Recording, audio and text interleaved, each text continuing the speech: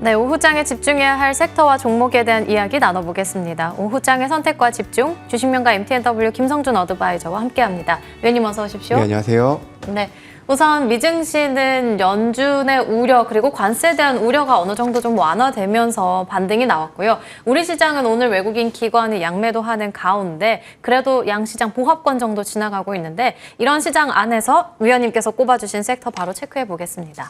먼저 첫 번째로는 화장품 볼 수 있겠는데 관세 속에서 코스피가 반등의 기회를 찾아가고 있고 증권가에서는 또 화장품을 주목하고 있습니다. 수출도 역대 최대치인데 K 화장품에 대한 기대감이 지속될 수 있을까요?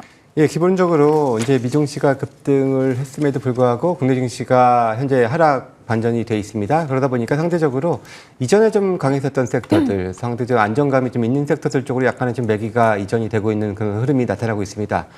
특히 이제 지난 20일까지, 4월 20일까지의 화장품 수출을 보니까 이제 5억 달러고요. 전년 동기 대비 이제 5.4% 증가하는 그런 모습이 있었고요. 특히 무엇보다 이제 1분기 실적 어닝 시즌이 시작이 되고 있는 만큼 이제 실적에 대한 기대감들이 지금 있는 쪽이 강세를 보여주고 있고요. 특히나 지역별로 봤을 때 여전히 최근에 유럽의 매출이 상당히 좀 호조세를 보여주고 있습니다. 지역별 비중으로 봤을 때 유럽 매출이 18%까지 올라왔고요. 미국의 15% 대비 오히려 좀 역전하는 그런 모습을 보여주면서 상대적으로 좀 유럽향 쪽에서의 매출이 좀 강한 아모레, 퍼시픽을 필두로 한 그런 화장품 회사들이 좀 강세를 좀 보여주고 있고요. 마찬가지로 뭐 전반적으로 다 그 실적에 대한 기대감들이 좀 있기 때문에 어제 또 일부 좀 조정을 받았습니다. 그래서 오늘은 오히려 지수 조정과 함께 오히려 틈새적인 그런 이제 상승세를 좀 보여주고 있고 특히나 뭐 전반적으로 좀 실적에 대한 기대치는 있는 만큼 어떻게 보면 좀 안정감 있는 주가 흐름을 기대를 해볼 수 있는 그런 섹터가 바로 화장품이라고 판단이 됩니다.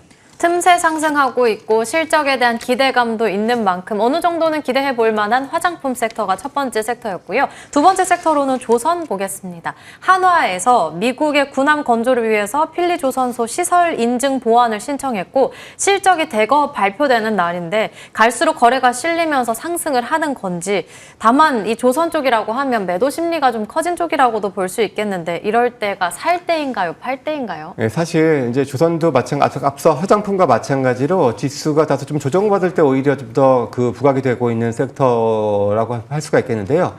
물론 오늘 주요 조선사들이 실적 발표를 앞두고 있습니다. 물론 이제 말씀하셨던 것처럼 눈높이가 좀 높아졌습니다. 그래서 실적에 따른 변동성은 분명히 좀 나올 수 있는 그런 구간일 수는 있겠습니다만은 다양한 모멘텀들이 좀 가지고 있다라고 좀 판단이 되고요. 일단 첫 번째는 이제 오늘 밤에 있을 일단 그 관세 회담과 관련해서도 조선과 관련해서 뭐 알래스카, LNG 등의 추가적인 모멘텀들 기대할 수 있는 부분들이고 알래스카, LNG 이외에도 각종의 LNG에 대한 그 기대감들이 상당히 지금 커져 있는 것 또한 사실이고 또 이제 군함 말씀하셨습니다만은 필리조선소 이외에도 하나 같은 경우에는 호주의 오스탈 인수 추진하고 있는데요.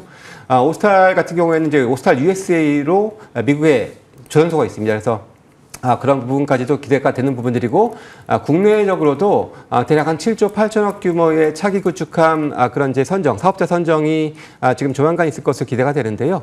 이런 것들도 역시 군함에 대한 모멘텀들이 당분간 또 커질 수 있는 부분들도 있기 때문에 다양한 모멘텀이 공존한다. 그리고 실적에 대한 기대감들 물론 얼마나 부합할지 여부, 상회할지 여부도 중요하겠습니다만은 향후에도 점진적인 실적 개선세는 지속될 수 있는 영역이기 때문에 저는 뭐 우려보다는 그렇게 오히려 조정 시에는 더 관심을 가져볼 만한 섹터가 조선업종이라고 이렇게 판단이 좀 됩니다.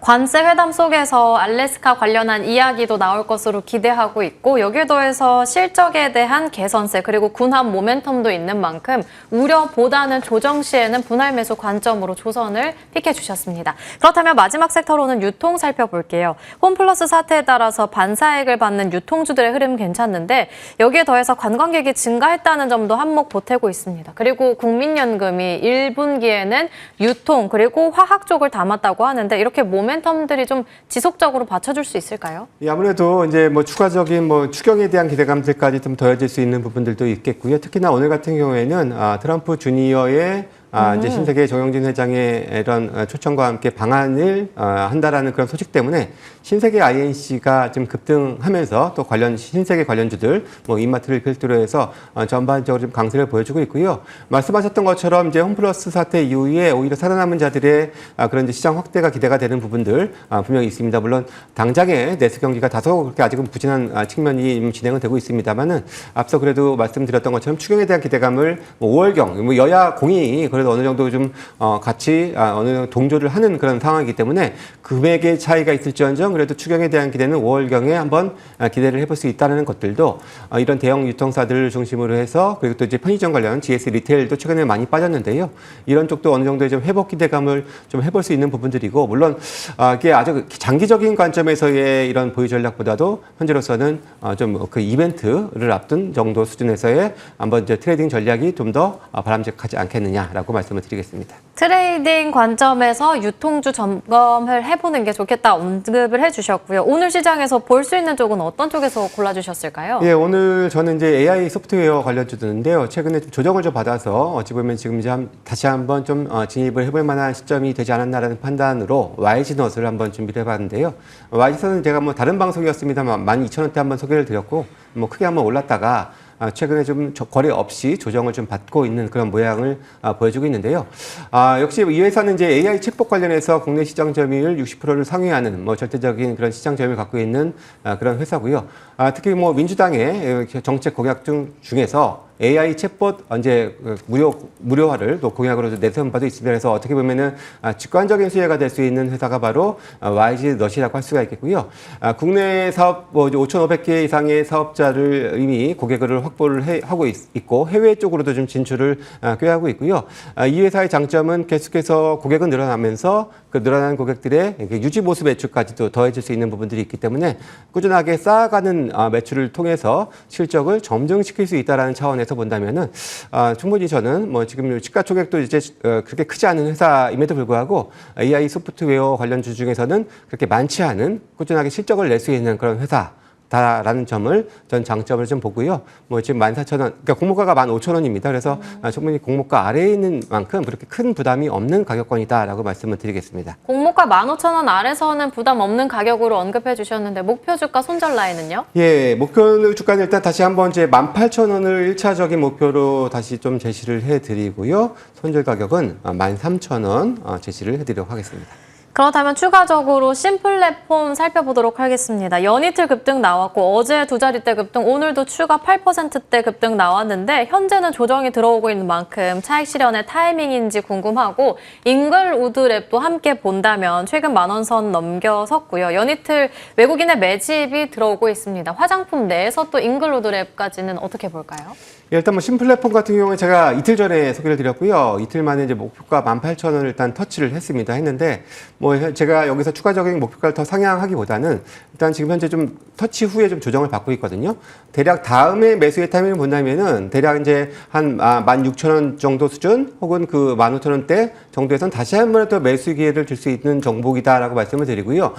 그때 그러한 반등이 좀 나와준다면은 뭐 그때는 다시 한번 이제 목표가를 터치하고 상회할 수 있는 가능성도 있는 그런 회사라고 보여지고요. 이 회사도 역시 마찬가지로 AI 그런 이제 백조 투자와 관련된 수혜주로서 꾸준하게 좀 부각될 수 있는 그런 회사다라고 말씀을 드리겠습니다. 네. 그리고 잉글우드랩 같은 경우에는 이제 화장품 관련해서 이 색조 쪽에서의 지금 강점, 특히나 저 미국의 법인을 지금 갖고 있는 만큼 관세에 대한 그런 회피를 할 수 있는 그런 회사다라는 장점이 있는 회사고요. 여러 가지 뭐 시장이 좀 안 좋을 때도 꾸준하게 강세를 보였었습니다만은 이제 뭐 오늘 화장품주들이 전반적으로 좀 강세를 좀 보이고 있는 과정 속에서 또 오늘 추가적인 반등을 좀 보여주고 있는데요. 이 회사 같은 경우에도 뭐 지금 시장이 어찌 보면 트렌드에 여러 가지 위험 요소를 회피할 수 있을 좀 좋은 편안한 좀 대안처로서 관심을 좀 가져볼 수가 있을 걸로 보여지고요. 이 회사는 물론 상반기보다는 하반기 쪽에 실적 모멘텀이 있습니다. 그래서 그런 점들도 참고하시면서 접근하시는 것이 좋을 것 같습니다. 네, 그리고 오늘 무료 공개 방송까지 또 준비해 주셨죠? 예, 그렇습니다. 뭐 2시 반에 제가 말씀을 드리는데 제가 또 잘하는 게 이렇게 틈새 전략 펼치는 걸 좋아하는데요. 오늘도 뭐 어쩔 수 없는 틈새 전략도 좀 펼쳐야 될 그럴 날인 것 같습니다. 그래서 그런 정보, 세부적인 뭐 종목에 대한 전략들 말씀을 드릴 테니까 2시 반 많은 참여 부탁드리겠습니다. 네, 2시 반에 틈새 전략할 수 있는 비법들도 공개해 주신다. 준다고 하니까 꼭 함께 하시길 바라겠습니다. 지금까지 김성준 어드바이저와 함께 이야기 나눠봤습니다. 오늘 말씀 감사합니다. 감사합니다.